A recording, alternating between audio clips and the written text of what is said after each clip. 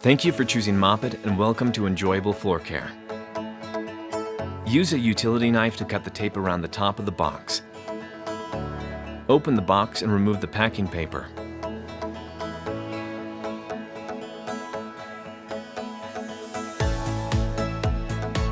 Remove the starter kit box. Reach into the box and fasten the 3 latches.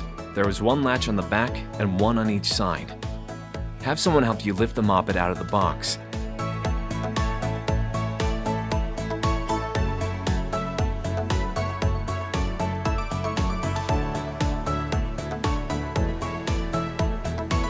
Cut the shipping strap that is holding the switches off.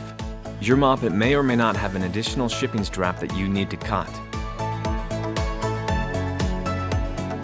Lift the handle to your desired height and tighten the quick adjust handle. Push the scrub pedal down when you're ready to use the Mopit Mini. Reach out to Spectrum by phone or website with any questions. 1-800-290-2833.